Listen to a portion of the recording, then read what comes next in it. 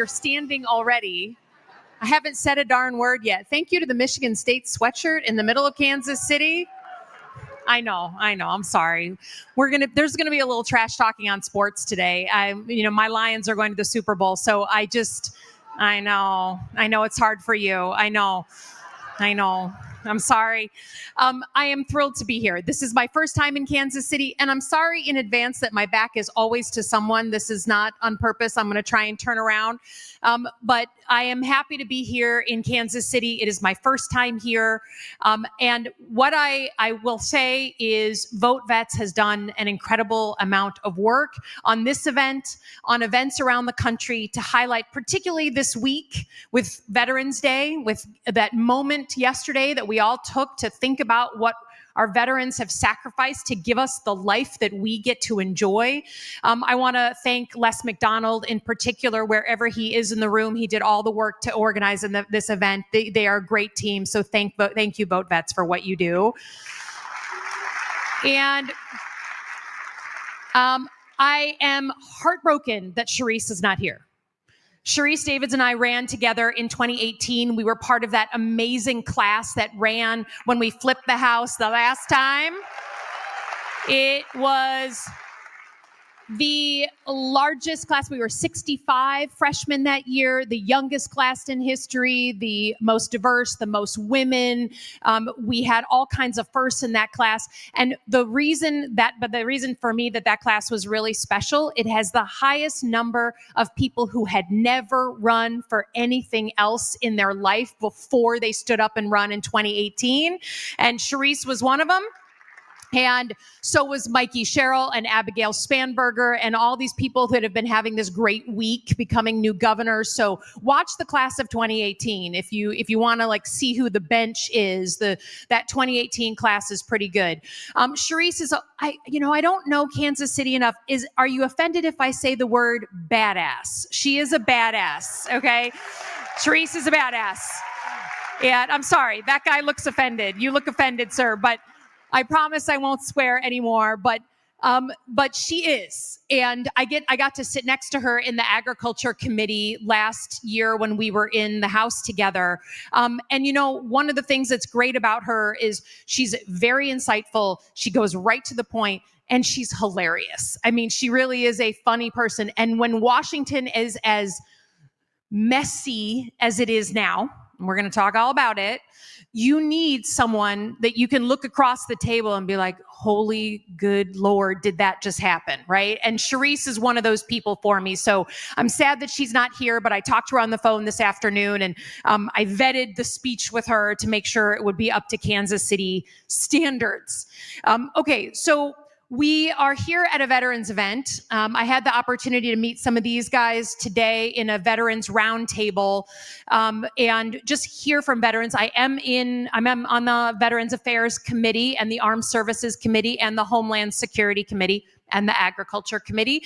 And so I wanted to hear if the things that I've been hearing in Michigan kind of carry over to the rest of the country, to a place like Kansas. We talked about the economic issues that our veterans are facing, which are very, very similar, but exacerbated for what everyone else is going through in the country. We talked about getting to that next generation of veterans. How do you reach out to them? The 9/11 era and beyond. We talked about mental health issues. And then we also talked about the way that our military is being used in our country, on our streets in places like Chicago. And we're going to talk about that tonight, right? Because it's something so different, so out of the ordinary for our history as a country that literally was founded on the idea that an occupying military power was oppressing our people. So we kicked them out. So to see uniforms in our cities we need to talk about it, right? We need to talk about it. But what I have been doing is trying to go around the Midwest. Okay, so I'm here in Kansas City. I was in Pittsburgh. I was in Wisconsin. We're going to Ohio. Obviously, I'm from Michigan because I am a Democrat, but I think that the Democrats could use a little education about the middle of the country, right? Does that sound right? A little a little education that there is something between places like New York and California, and actually the Midwest has a lot to teach our party, right? If you're a Democrat.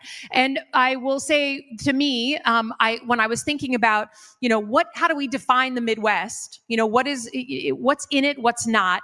I just want to make sure that we officially agree that Kansas City is part of the Midwest, right? Okay, thank you. Yeah, just making sure. This is my quick litmus test on how I know I'm in the Midwest. I wrote it down so I would remember. Number one, sports is our second religion. For some of us, it's our first religion, right? It is what we do.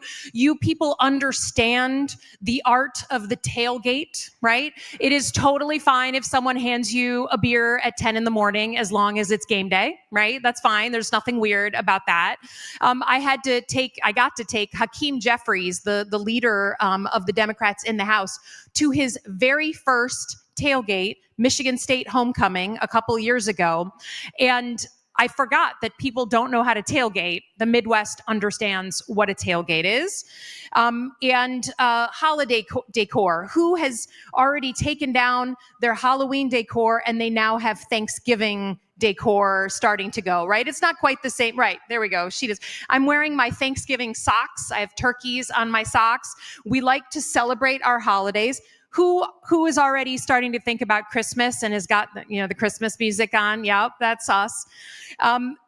We have rivalries inside the Midwest. I have come to learn in just one day the rivalry between Kansas and Missouri, which, good Lord. And we feel how you feel about Missouri is how we feel times 10 about Ohio and Michigan. That is how we feel, Lord. Okay. But as a good Midwesterner, inside the Midwest, we are in deep rivalry. But if you go outside the Midwest, if you're in Washington, D.C., we're all on the same team, right? We're all part of the same family. You're from the Midwest if you have shopped at Bass Pro or Tractor Supply, right? I know you guys know about that. But in a more serious way, you are from the Midwest if you understand that we are a practical people, a reasonable people, a hardworking group of people, salt of the earth. You understand what it's like to live in a red neighborhood, in a purple neighborhood, in a place where people don't see eye to eye politically, right? I live in a red town. I've never won my town. I've never won my precinct. I've never won my neighbors, but they're still the first people I call if they're a problem, right? We understand that the way lots of other people don't. We can't stand the polarization that has taken over our country, right? Is there anyone who's kind of gritting their teeth and concerned about Thanksgiving dinner because it can get a little uncomfortable because of politics, right? And how infuriating that is. But we also understand that the most important things are the love of family and of faith, our community and hard work, and that there is no contradiction between those things and the love of our country and our willingness to protect our values as Americans, that they are the same thing. So I'm traveling to all these places in the Midwest to elevate the role of the Midwest in our country, to show people what's going on here. Now, last Tuesday, we had a good night, right? We had elections, we had good nights. We had these two great VoteVets candidates who are running in now governors of two big states, but we won in all kinds of places. We won in Mississippi. We won in Georgia, right? We won in just places that people weren't expecting us to run. And I want to tell you that for me, the lesson of that election is twofold. The lesson is, number one, economic issues are still the galvanizing issues in our country. It is what people wake up thinking about. They are concerned about the threat to the American dream and whether this country will be there for their kids. And then number two, the second lesson is people are just ready for a new generation of leadership. They are ready for the old to be gone and in with the new. That came across loud and clear. Now, that was a great, moment a week ago, almost a week ago plus. And then we had a harder moment, right? The reason I was flying here and Sharice was flying back to Washington is because we were voting on reopening the government. And a lot of you watched, we had some disappointing moments, right? Because we held out and we fought. We showed, I think, very clearly that the Republican bill, the big, beautiful bill that was passed in July, has precipitated a healthcare crisis in the country, even worse than it was before, and it was already very bad on the price of healthcare. Right now, we are at risk of 23 million Americans losing their health insurance, and we laid bare that there is no plan from them, and they do not give a crap about the cost of healthcare. They will take the money from healthcare and put it into tax breaks for the wealthiest Americans. That was laid bare, right? But the other thing that was laid bare, you watched it, I don't think we have to hide it, that there were disagreements among Democrats on how to end the shutdown, right? There was a debate. And at the end of the day, I voted no on reopening the government because I didn't get anything on healthcare, not a single thing. And a promise of a vote is not enough for me. It's not enough. And I think, look, I'm a big girl. The Republicans have the White House, the House, and the Senate. I know I'm not going to get everything I want on healthcare, right? Compromise isn't a dirty word. When you're from the Midwest, we know how to work together. But you got to give me something. When I have people in my state, and I'm sure here too, who are calling me saying, I just got a notice of a 600% increase in my healthcare bill. Well, that person's just going to go without healthcare. You know what the answer is. So we had a tough week. And I think the lesson from that tough week, coming on the heels of a really great election night, is that the old way of doing business does not work. The old way of running these institutions is not working for the moment we find ourselves in, and we are not meeting the moment. So what I want to talk about tonight for the rest of the time, and then I want to just open it up to questions, are the issues that I feel like we need to address in order to deal with Donald Trump in the White House, in order to protect the country that we love, in order to keep the values that we hold so dear. We cannot just play defense. We must go on offense. We have to have our own plans, our own ideas, our own Project 2029, right? And for me, I think the idea that we are playing this weak defense as a community that understands sports, has there been ever a team that has won any game by playing defense only? You cannot do it. You have to have your offense. So what I want to walk through very quickly is what I think our offense is, okay? What we can get people around. I was lucky enough to be given the chance to respond to the State of the Union back in March, right? I went on TV. My whole goal was just to not be a Saturday Night Live skit. That was my goal.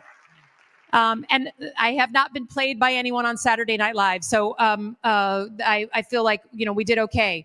But what I said in that speech, in that response, was like, look, we as Americans don't agree on everything, but the average person is really interested in three major things: economic security, physical security, right? You got to be safe in your own home, in your own community. And then we want our democracy to be here for our kids, right? It's not rocket science. And actually, those three things, you could probably get 90% of Americans to say, yeah, I support those things. It's not too hard. But we got to have our own plans on all of those three things. And for me, the economic security issue, what we're here to talk about, and the issues that are hitting particularly veterans so hard right now, is to me, the existential threat to America is the threat to the American dream. That people feel like, holy moly, I thought that if I worked hard and played by the rules, I would do well and my kids would do better. That I could buy my first home and start building some equity, that I could have some security. And whether you're a retiree or a recent college grad or anywhere in between, there's a feeling hanging over the country that American dream may not work anymore. And I'm telling you, if people do not feel like they can get ahead, If they don't feel like they can work hard and succeed, they turn on each other, right? They look for someone to blame. They're unhappy. And in a country that is diverse like ours, they look for someone who doesn't look like them or talk like them or pray like them to blame. And that ain't good. So for me, economic security is everything. And we can talk about national security, we can talk about democracy, but for me, I just want to focus in on the thing that I think most people spend their time thinking about, and that's costs. Most people don't know all the ins and outs of policy in Washington, but they know their own pocketbook. They know their own bills, and they know how much they save every month. So let's just do a quick little experiment, okay? Particularly since Donald Trump said that he was going to lower your costs. Just raise your hand if in the past 11 months, the cost of your food and restaurant bills has gone up. Just raise your hand, okay? Raise your hand if your energy and electricity bills in the last 11 months have gone up. Raise your hand if the cost of housing in the last 11 months, if someone's been looking for a rental or for a place to buy, has housing in your life gone up? Okay. Raise your hand if your health care in the last 11 months has it's gone up or you've been notified that it's going up for next year. Okay. And then for those of you who have kids and grandkids, was back to school shopping more expensive this year than a year ago?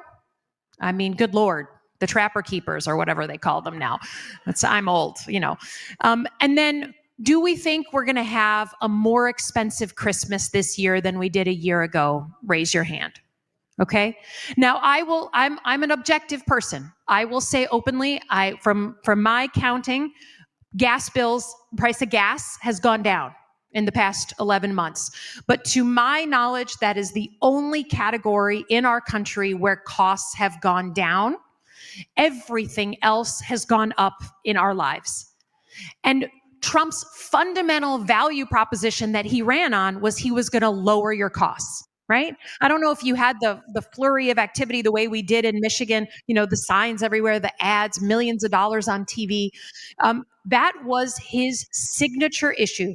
Vote for him, even if you have to kind of hold your nose, because he's going to put more money in your pocket. Raise your hand if 11 months later, any of you have more money in your pocket. And I'm thrilled if someone does. Please, there's maybe someone who's there we go, that guy, he's got it. Okay, good. I'm happy for you. There we go. Good. The stock market, right? She says, if you're heavily invested in the stock market, you're doing pretty well. But that's not the average person in the United States. That's not the average American. So for me, just the drama every single day that Trump produces, right? That constant barrage of information is designed to distract you from the experiment we just did, that your costs are going up. He doesn't want to have accountability that under him the prices have gone up. So two things we can do. That part of my Project 2029. Okay. Number one, declare a housing emergency. The man has declared an emergency on everything else. Okay. We have a national emergency right now against Canada. Okay. That's where we used to go. In Michigan, we just drive over the border to go drink. Now, when we were 19, right? I mean, the Canadians, God love them, they're not a threat to our national security. We don't need a national emergency against the Canadians. That's insane. But it has become increasingly difficult to buy your first home. And what is more fundamental to the American dream than buying a home, than having property? So for me, you declare a housing emergency, you flood the market with building materials because it's very expensive to build a home right now. Our home builders are not building as many single family homes. We're down 4 million units of housing. That's how many we're short. And then when you declare that national emergency, you basically sweep away a bunch of red tape that is making it harder, more laborious, and more expensive to build a home, right? And I'm not talking about the government giving everybody a home. We're a capitalist country. That's not how we work. I'm talking about our builders being able to quickly build a bunch of single-family homes that people can afford. So you want to declare an emergency, Donald Trump? Don't do it on Canada, do it on housing, because nothing is more fundamental to being Americans. And then number 2, on healthcare. Look, we had this debate this past week about extending, tax credits for Obamacare. No one would ever say Obamacare is perfect. Let's not pretend that it's the end-all be-all of healthcare, right? It's a Band-Aid on a system that we know in our hearts isn't working. I have never seen a system that everyone in the system feels like it's broken. The nurses, the doctors, the patients, the middlemen, the people at the pharmacists. Is there anyone who feels like that system is meeting the needs of the country? So while we're talking about Band-Aids today, for me, if we're looking at a Project 2029, I believe in my heart we need a competitive public insurance option, right? For anyone at any age, that if you can get your employer provided insurance. I believe in choice. I don't want to make everyone, have to do the same thing. You want to get that Blue Cross through your employer, you do that. But there's always a public insurance option that works, whether you're in Kansas or Michigan or go on vacation in Florida or whatever. It works throughout the country, that is low cost, reasonable, and gives you good care, including preventive care. That's what I think we need as a country. And this idea of Band-Aid on top of Band-Aid is not working. And it's certainly not working to strip more people of their insurance, more people from getting access to care. Okay? So to me, Democrats, at the end of the day, and this is why I'm so glad to be doing this in front of veterans and doing this at a veteran town hall. Democrats, if we are going to deal with the onslaught from the White House, need to A, have a plan, and B, get a little more alpha energy into our leadership. Okay? A little more alpha energy. And our veterans understand what this is, right? The military is the best leadership training in the world. I got to work alongside the military my entire career. It is a place that values leaders who stand up, who realize a threat, adapt and change, and go on offense, right? And that is what I think the Democratic Party needs a whole lot more of, that alpha energy. Because I don't think right now the divide in the Democratic Party is progressive versus moderate. Right? That debate always rages online. People always talk about that. Well, is it that we had Mr. Mamdani, or is it that we had Abigail Spanberger? Or no, it's not progressive versus moderate. It's, do you believe in fighting or running? Those are the only two things that divide leaders right now. And that generation that's coming up, that kind of came into politics when Trump was elected, we believe in the fight, because it is fighting on behalf of the things we love and on the democracy that many of us swore an oath to the Constitution to protect. So I am looking for friends and allies, regardless of where you fall on the political spectrum, right? And I think that was the message of the last Tuesday. Like, what works in Manhattan doesn't work in Kansas or Virginia, and that's okay.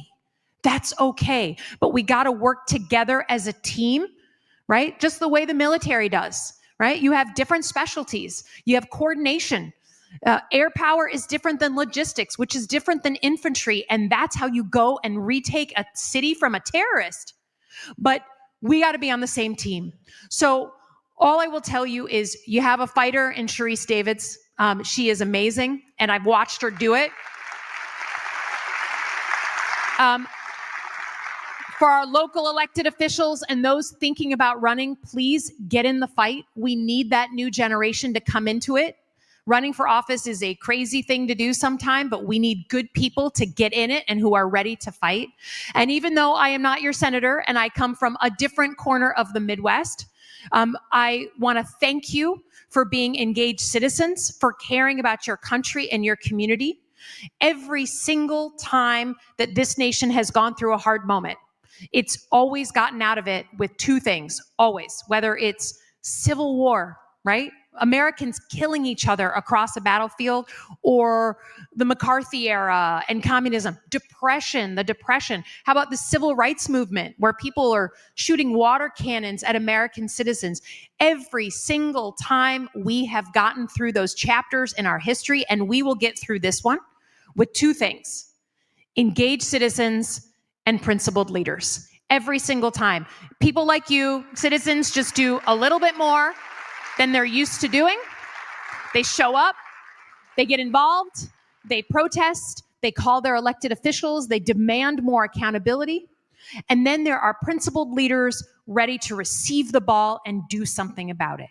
So just by being here, you are engaged citizens. Thank you for that. And all the way from Michigan, you have my commitment. I will do everything in my power to be the principled leader that you deserve. So thank you. Thank you for having me. Thank you for coming out. And we'll turn to our questions.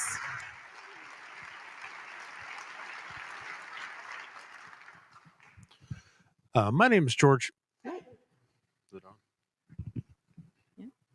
My name is George Hanna. This isn't on. Get you a mic that works. Can I toss you this? My name is George Hanna, and I am a three-term chair for the Kansas Democratic Veterans Caucus. I have got some. Thank you. I have some constituents that are active duty National Guard. They are from Puerto Rico, and they are troubled with the ramifications of being called up into what's seems to be going towards a police state and enforcing these laws that they know are unconstitutional. Now, everybody in here is a veteran that took the oath and said they don't have to follow an unlawful order, but obviously actions have consequences, and they're deeply concerned about what's going to happen if they do push back on what they know is unconstitutional. The second part of the question is what are we going to do about it? Everybody here is a proud American. Everybody here is a veteran, fought against nationalism, and I fear that we are dipping our toes in that direction.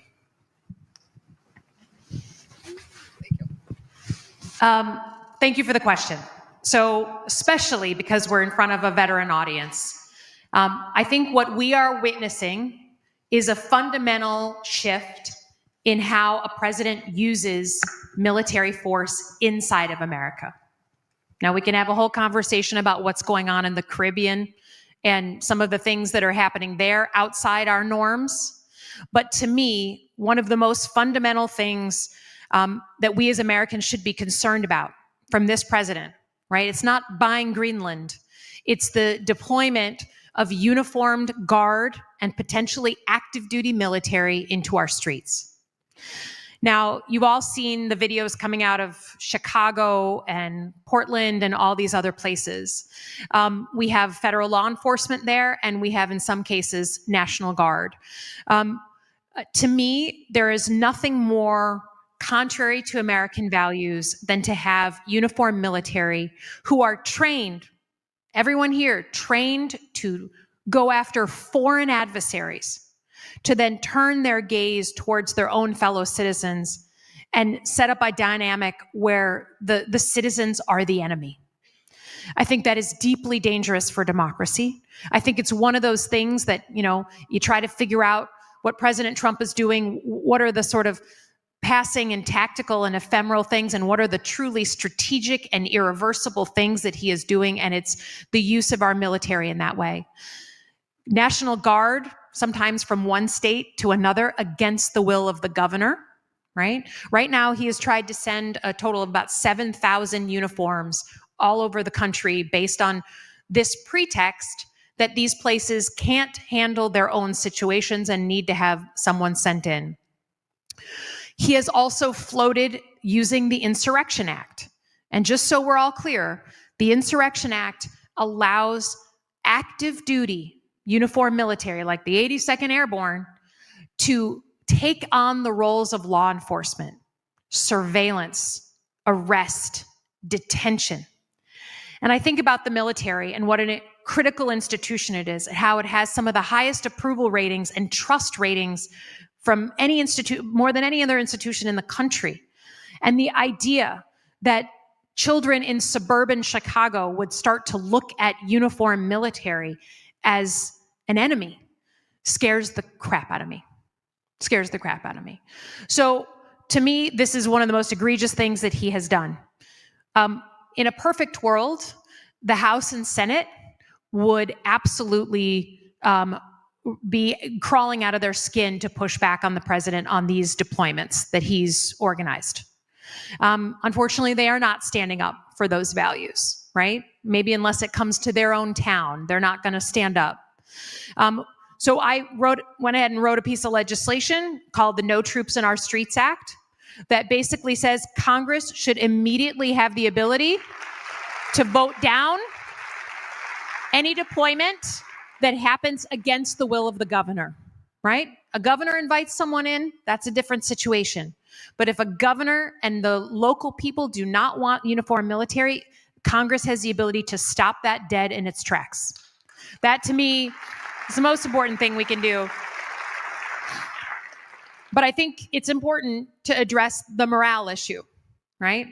There is a real morale problem, particularly among young officers, young enlisted, who are wondering, number one, am I going to be sent on one of these deployments? Am I going to be asked to do something that I believe violates my oath of office, any legal order, as you say?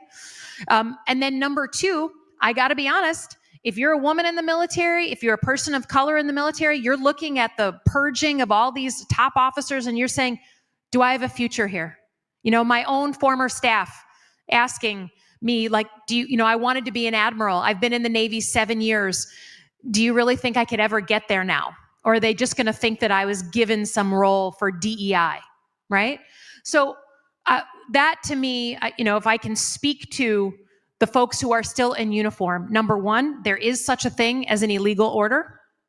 You take an oath to the Constitution, not to a king and not to any one president, but to the document of the Constitution and the laws that it upholds.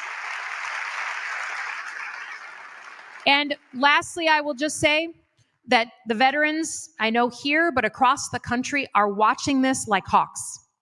Because veterans understand what it means better than anybody to have uniformed military deployed in our streets. They understand how different that is from anything they were ever trained to do. And as some of us were talking earlier, that impulse to jump in front of the truck and say, you're not going to ruin and spoil the reputation of the military because one man wants to look like a tough authoritarian leader. So our veterans have a special role in speaking out.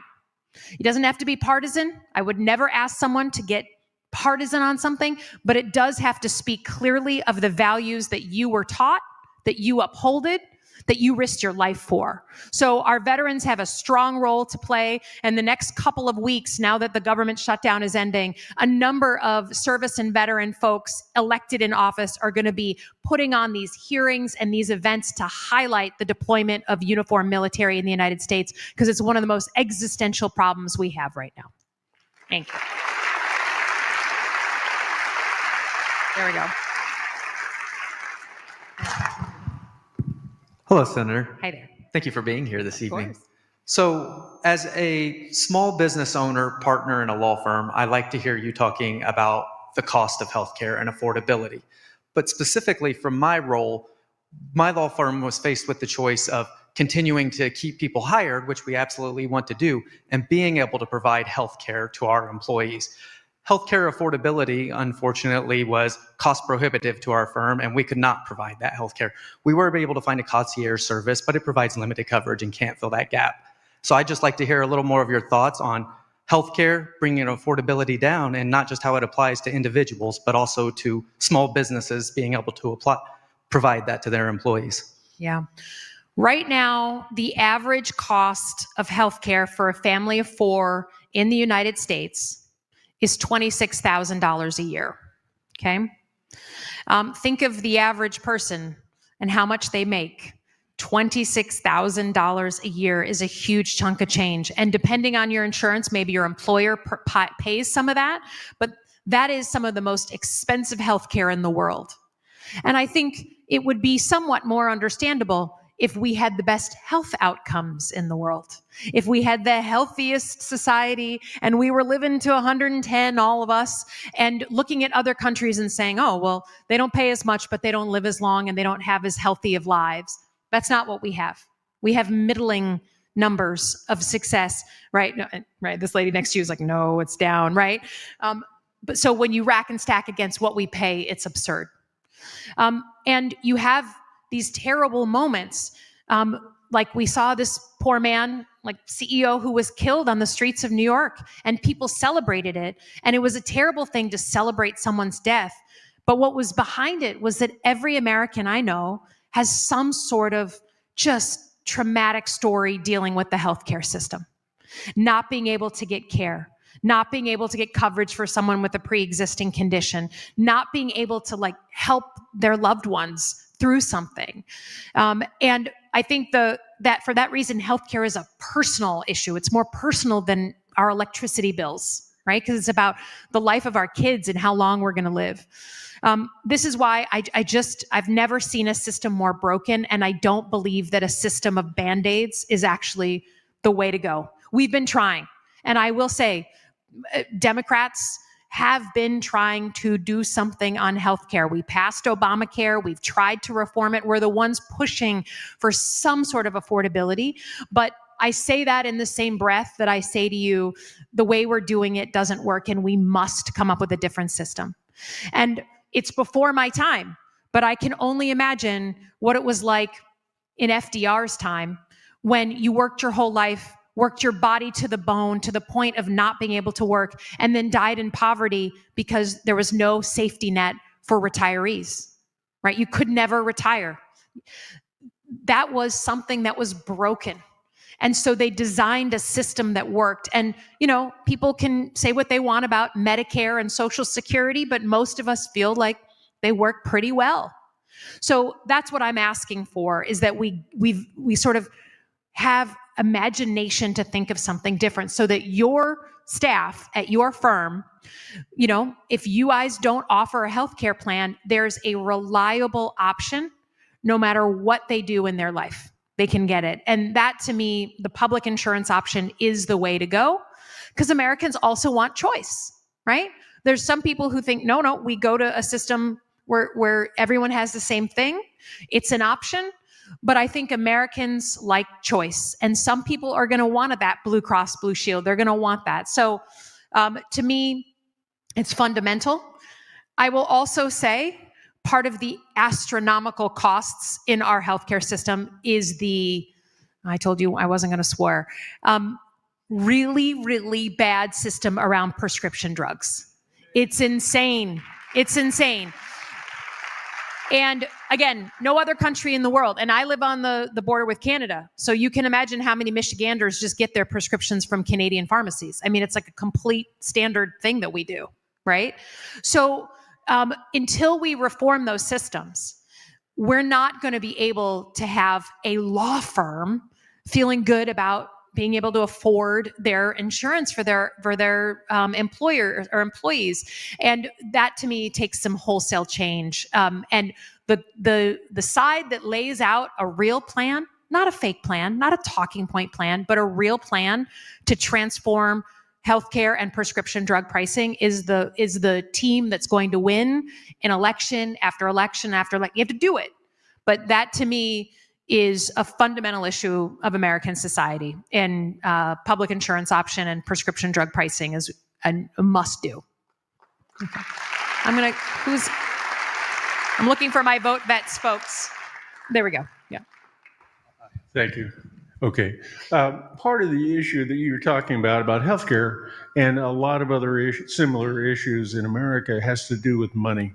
Yeah. And that is corporations and rich folk have money to basically get their issues out there, that they can talk with the senators or the representatives because, hey, Elon Musk, $250 million towards Trump's campaign.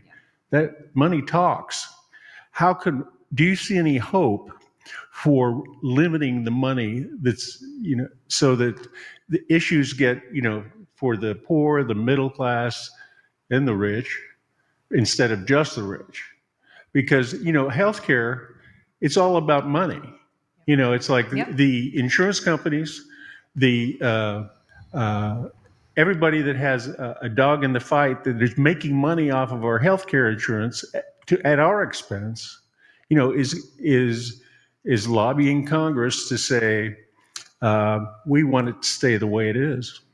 So 100%. Thank you.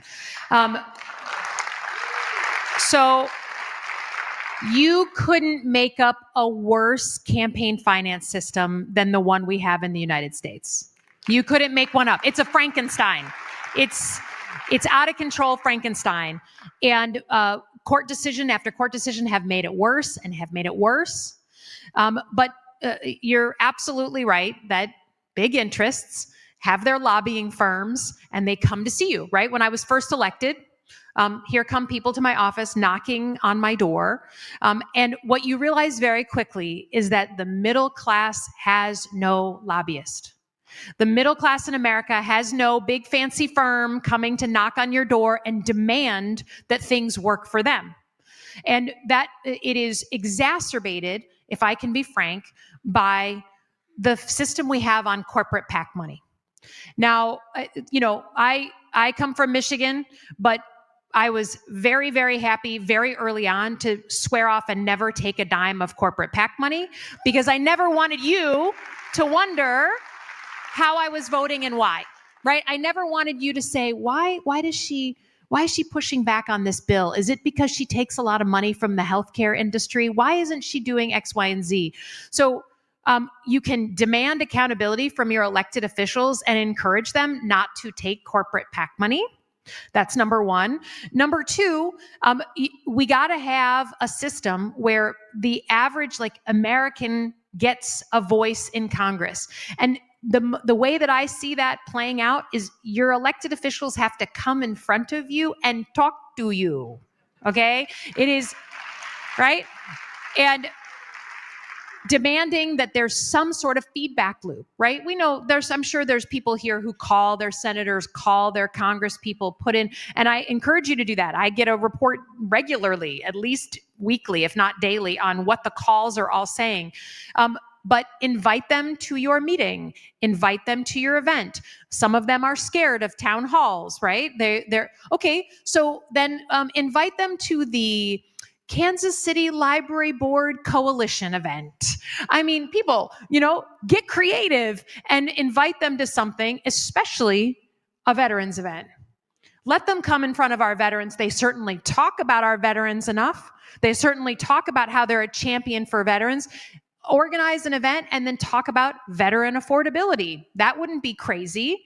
But I think, to me, the system has gotten deeply out of whack because of corporate PAC money and the amount of money these companies have to throw around.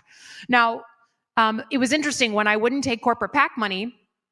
I had one of the big box stores, one of the big stores I'm sure you all shop at from time to time, came to me and they were very kind of snippy with me. And they said, you didn't take our check during your first election. And I said, I know I don't take corporate PAC money. And they said, well, we don't know how to talk to you. And I said, you have 900 jobs in my district. I'll talk to anyone with 900 jobs in my district. Just ask me. You don't have to pay me to get into my office, right? So the whole system is broken. But I encourage you to push people to reject corporate PAC money and to get in front of human beings every single week when they are back from Washington to hear that feedback loop, or else they get insulated and isolated and they're listening only to their lobbyist friends. Yeah. Okay. I got the guy with the mic. I'm looking at my VoteVets friend over here. I'm going as directed. Sorry. Good evening, Senator. My name is Sarah Gosvener. Hold on, the mic isn't working. Just one sec. Shall I throw you this one again?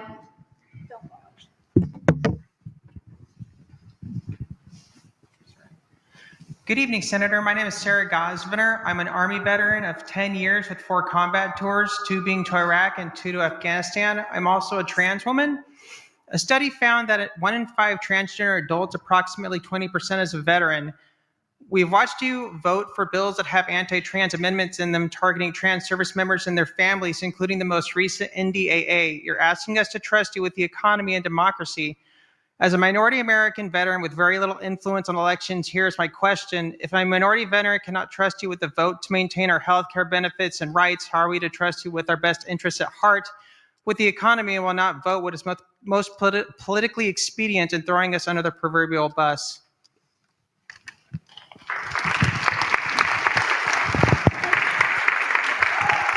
So thank you for the question.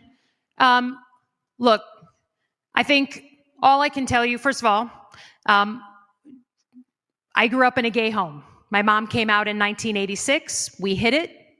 And I got all the way through high school without anyone knowing.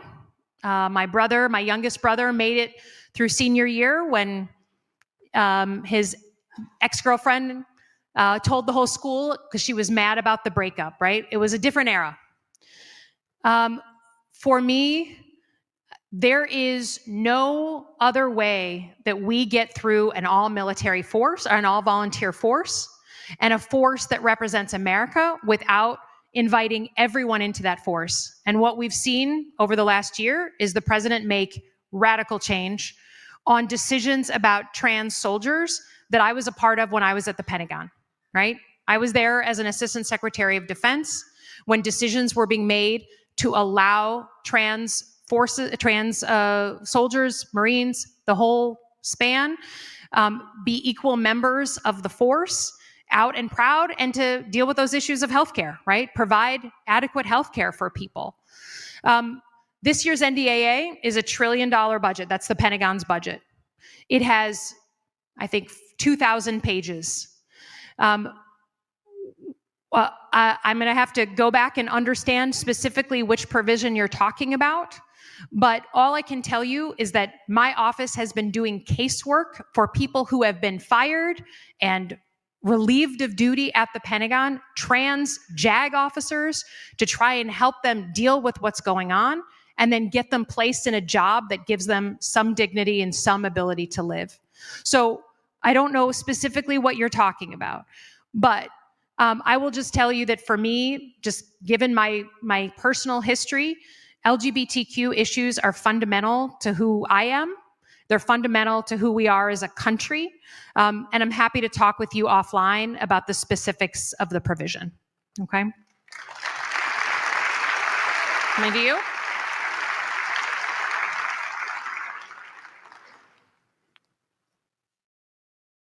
Can we get to someone right in the middle? Yeah. Oh, sorry. She's trying. Hello. Go blue. Oh, go blue, go green, the whole thing. Oh my God, there's a few of you here, these Michiganders. Look at this.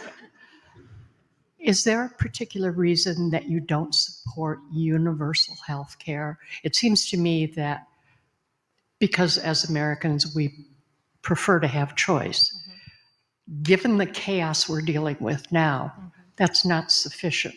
We're the only developed country in the world, is that correct, that does not provide universal health care? Or some option, yes. So when you're talking about changing the system to allow basically Obamacare in a massaged form, no, is that going to be enough? Yeah, no, not Obamacare. So first of all, I do believe in universal health care. Every American deserves access to care they can afford, period.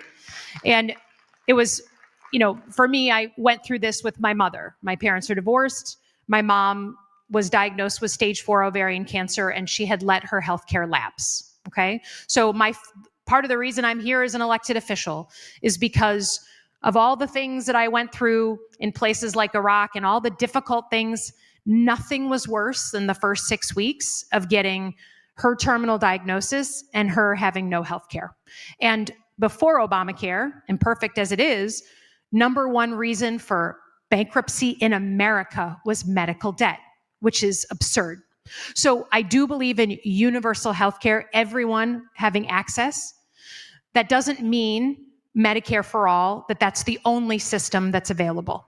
There are countries that have the public insurance option that everyone has access to, but that have choice on a private insurance option, place like Australia, okay? You can choose. And the average person chooses the public option. And by the way, the people who will choose the public option first are the youngest, healthiest, just getting started Americans who don't want the Blue Cross, who think they're going to live forever anyways. And so they get the public option. That's great for making the math work. But to me, there's always that net there. There's always that program. So if you want to move, and Obamacare right now is not that. Obamacare is different in Kansas than it is in Michigan, right? You can't, if you want to go for a month to Arizona, you're not going to get covered because you got some other, that doesn't make sense for the lives we lead now. A public insurance option, one option that's accepted everywhere in the country, is what I'm talking about. But I'm not going to say, I'm just not prepared to say that every American has to be on that plan. And that to me is the only difference. And it's a difference of not much distinction. But Americans, our system is set up for competition, for choice. And that public insurance option is going to be the best value, the best insurance for the dollar, and create pressure on those private insurance companies that are now charging exorbitant rates. And so to me, I understand the point, and there's lots of people who have that view, but for me, I got to leave that choice in there because, as you may have noticed, we have a pretty diverse country that feels differently about this issue. So public insurance option with the option to do something else is the way to get to universal health care. I'm turning my back over here. Hello, my name is Jay Moyer. I am a proud member of the Johnson County Diversity, Equity, and Inclusion Coalition, and I also sit on the executive committee representing Kansas 3rd Congressional District for Kansas Young Democrats. I wanted to talk a little bit about the rising cost of healthcare. It seems to me, I'm 26, I'm a proud member of Generation Z, and it seems sometimes like we can't even ask for help with rent or with, housing, much less ask our friends for like $20 for gas. According to data from the American Community Survey, in the Kansas City area, there have been 3,442 eviction filings in the past month, which is 35% higher than last year. 28,846 year-to-date filings, which is 3% higher than last year, and 37,839 eviction filings over the past 12 months. Is there something that Congress can do to make sure that the cost of housing goes down despite Republicans holding the House, the Senate, and Donald Trump clearly not caring about this issue? Yeah. So you're right that it is tough when you don't have people who care about this issue. He ran on this issue, but he doesn't care about the cost of housing enough to, as I said, do something basic like declare a housing emergency. Leave Canada alone and declare a housing emergency. Because the reason the price of housing is gone up and up and up, especially you've probably noticed since COVID, right? It really kicked in right around COVID, is we have a supply and demand problem. We've got too much demand and not enough supply, so the landlords and the house people selling their homes can drive a really big price for those properties. And you're kind of stuck because you got to have somewhere to live. And so you're getting together with friends at your age and roommates and doing as much as economizing as you can. Right now, if you ask the average home builder around the country, they'll say, you know what, we'll build apartment buildings because that's okay, or McMansions, like the really big houses, because both of those will make money. But it's just not a money-making exercise for us to build single-family homes, right? Smaller homes, for a family of 4. So you got to get inside that loop and spur a massive, massive explosion in housing. And the way that you do that is, again, two things. Local regulations and red tape are absolutely holding us back. I can't speak for Kansas City specifically. I can speak for a lot of communities around the country, especially in Michigan, where it's like, not in my backyard. I don't want that over here. Well, it's got to have 2 elevators, not 1. It's got to do this. It's got to do that. And so they'll just say it's not worth it. And then the cost of things like lumber, right? Construction materials is super inflated and expensive. So they're like, I'm not going to do a single family home. You could use the Defense Production Act and use the purchasing power of the government to surge in building materials to lower the cost of things like lumber, so that they're just building. That to me, look, there's other ideas out there. There are a lot of people who have second homes and third homes, while others have not even their first. If you're able to buy a second home, maybe you should pay a little bit of a second home tax. It wouldn't kill us. But the point is, we have to do something to kickstart that housing explosion, or else people like you, especially at your age, are going to have to make compromise after compromise in order to live independently. When your parents were your age, they were probably thinking about buying their first home. Maybe they had bought their first home. The average age in the United States of America right now to buy your first home is 40. Yeah, right. Boo is right. That's bad. How many people have already had kids? They're not building that equity over a lifetime. So housing explosion is what we need. We're down 4 million units. Housing emergency needs to be declared. Yeah. Okay. Yeah. Okay. Hi. I'm Paula George. I work in early child care across 9 counties in the state of Kansas. Hold on. I'm going to get my question back up here. How can we address how state and federal budgets can support those currently working in the field of early childhood? We need help to sustain our centers and family home providers so we can pay employees higher wages, provide adequate employee benefits, health insurance, retirement, and scholarships to increase opportunities for education and training. How will you help us relieve the stress facing the childcare industry and the stress of the cost of care for the families we serve? Yeah, thank you for asking, and thank you for being in childcare, especially anyone who's in childcare or teaching since COVID, through COVID and since COVID. Thank you for doing that. I'm sorry, I want to ask a question. Do we have universal childcare or universal pre-K in Kansas? No. Okay, we should. We have the conundrum of, again, not enough childcare for people who need it, right? The childcare often becomes very expensive for a family. So a lot of people, particularly women, say, it's so expensive. My job covers it, but barely, so I'm just not going to work, right? I'm going to stay home. But then the people who work in childcare, it's not like they're getting rich, quite the opposite, right? They're not taking that money and becoming a millionaire off being a teacher in a childcare center. So again, you have a supply and demand problem. You look at other examples around the world, and people handle universal childcare, universal pre-K, starting even younger than pre-K, and it is part of the society. It's part of the way that we grow people, and the state helps ensure that we control costs so that it's not more than 15% of your annual budget. We had a bill a couple of years ago when Biden was president to deal with childcare. Wouldn't have been perfect. Nothing's perfect. No single piece of legislation is perfect.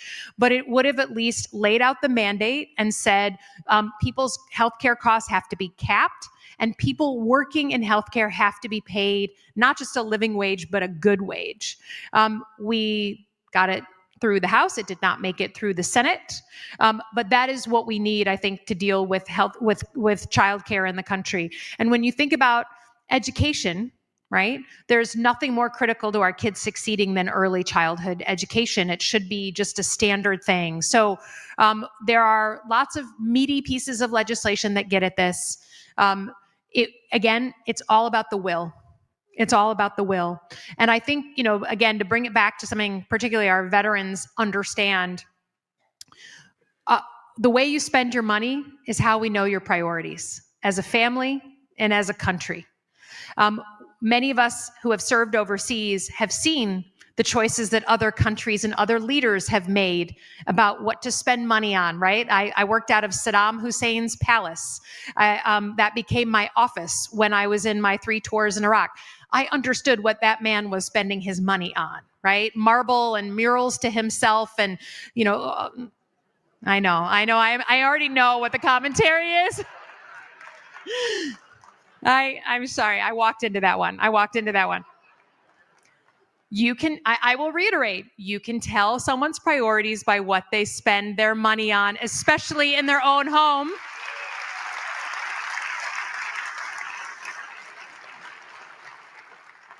But for me, I think one of the things that unites people right now is that they feel like we spent a lot of money abroad, right? And we weren't doing the investment we needed at home. And given where technology is going, where places like China are going and kind of leaping ahead of us, for all those reasons, but also for the domestic reasons, investing in ourselves and in our kids and in our education is the most fundamental thing we can do to be a leader into the 21st century. Okay. Yes, ma'am. Hi, Senator. Thank you for coming. My name's Dave Coleman. I'm in Leawood. Number one, I want to compliment you on your outfit. Oh. Well, hello. Thank you. Well, I don't know if you know this, but you are now a Chiefs fan since you are wearing red. I knew this was going to happen. I walked into that one too. It's not Red Friday just yet, but we're soon you're going to be away on Red Friday. So thank you. 2 questions. Number one, with the Pentagon, you're on armed services. Yep. We just had, as of yesterday, a big case in more of Western Kansas where a paper was, the police went into the paper. Yes, I saw that. I read that today. And the county settled finally with that yesterday, which made me think about the Pentagon with the Secretary of Defense not kicking out, but making all the press sign a pledge. Yes. In what they could do. And I'm very interested in seeing what the fallout has been amongst the senators, that your colleagues, and what the talk is on that. And then my second question, more importantly, if Saturday Night Live were to parody you, what actress would you want to play you? Okay. Those are 2 very different questions. And I want to say for the record that, yes, I'm wearing red. I'm not willing to say it's for the Chiefs, but I am willing to say that part of why I come out and do these kinds of things is because I'm not going to let the other side of the aisle own the flag or own patriotism, own red, white, and blue. As far as I'm concerned, they have no claim left on that patriotism when they are watching our Constitution be steamrolled by Donald Trump and saying nothing. So that's the red. On kicking out the press corps, you're right that the Secretary of Defense said after, decades and decades of having the Pentagon press corps sit inside the Pentagon in a press area, they're in a special area, and being able to be at press conferences and events and cover this huge part of our lives as Americans. He didn't like the coverage he was getting. He didn't like some of the stories that came out about him. And so he said, you either sign this basically sort of a loyalty pledge, or else you're going to be kicked out. And they all walked out en masse, with the exception of a few of them, which takes a lot. That's brave of them. And I don't know how to say this any other way. There wasn't fallout from that decision. My colleagues on the other side of the aisle, some of whom behind closed doors will complain to me bitterly and lament the decisions that are coming out of the White House or out of the Pentagon in this case, will say nothing, have said nothing. And again, we're in a veterans town hall. Veterans understand leadership more than anyone because it's about being led. And sometimes you have a great platoon leader, and sometimes you have a terrible one. But you see leadership up close. Leadership is not about what you say behind closed doors. It's about what you do in front of the public to defend your government, your country. And on that score, they haven't done anything. But what has been interesting is that something about that decision inspired a lot more people from inside the Pentagon and in uniform on active duty to talk to the press. And there are stories out there, including on the deployment of military inside the United States, what's going on in the Caribbean, a list of, Trump, no one seemed to notice it, but Trump issued an executive order in September asking the Department of Justice to come up with a list of domestic terrorist organizations and then use the full weight of the federal government to target those organizations. What? And his definition of a domestic terrorist organization was organizations that had different views of Christianity, views of the family, not necessarily even violent, right? So when I see things like that, and I see stories coming from within the government on that to me is the consequence of the press corps being kicked out. People are more ready than ever to talk about these things. So my Republican colleagues fell down on the job big time on this and so many other things. But the public and people in uniform have responded by providing more information that, frankly, I use every single day in learning what's going on the Pentagon. Yeah.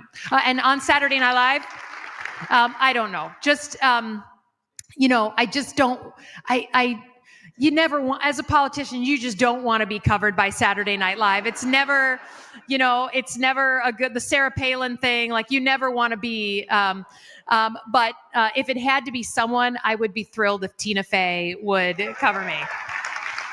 Yeah. Okay. Who am I going to? Yes. Senator, I think we have time for one more question. Oh, thank you. One more question. Yes, sir. Oh, let's do it again. That mic just does There we not go. like. Here we go. Okay.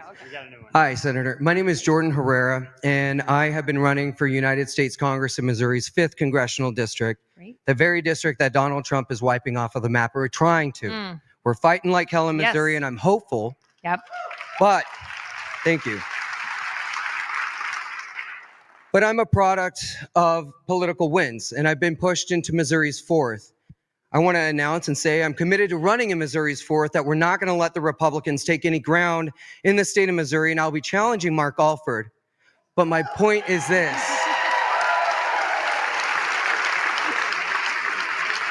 My question is this.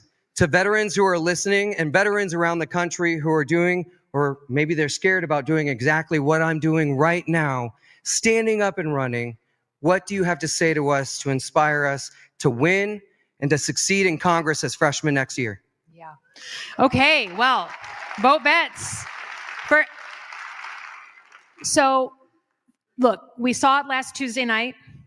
I feel it all the time when I'm winning, in very tough races myself. And this last election I was the closest Senate race in the country. When you have held your hand up and sworn an oath to protect and defend the Constitution and put your life on the line to do that, people trust you more than the average politician. Because they say to themselves, like, okay, they could be doing something else. They could be, going into the private sector, doing all these other things. But this is someone who loves America, who believes in the principles of our country, and is willing to go again into service to try and defend those values in a different way. And so I think veterans around the country running is the best possible thing we can say for our country, for the Democratic Party, and for everything in between. And I will say the veterans, once you're in, those are the ones, frankly, on both sides of the aisle that work well together. They understand how to talk to each other. It just kind of works, right? We understand the mission. So I encourage anyone thinking of running. We have this problem where people think, well, if I'm going to run, I don't know how to do it. I had no idea what I was doing in 2018, but I promise you, given your military service, you understand what it means to build a campaign, to have a plan, to be strategic, and to execute. And that is what we need from Democrats. We don't need more like ride along, get along Democrats. We just don't. We don't. So I encourage you and any other veterans, and VoteVets will teach you how to do it. Okay. Thank you. I think that was my last question. I'm looking. Thank you. That's very nice. But I'm glad you didn't have the mic for that one. Thank you. All I would say is thank you. I know for many of you, you stand up for democracy in communities where sometimes that's really hard. I understand what it's like to be a little blue speck in your town or you're on your street. In my first campaign, we had people knocking on doors, and some people would come to the door and be like, "I'm neighborhood," and we'd be like, "That's what the woman 5 doors down just said. Like, you really need to meet each other, So I understand what that's like.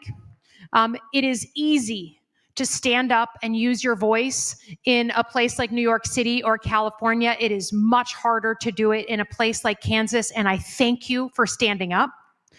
And I want to just leave you on a positive note, okay? Because I do think we're going to get through this. This is not the end. And for those from the Navy, you don't give up the ship, okay? People have worked too hard to get us to this point. I am a female senator, okay?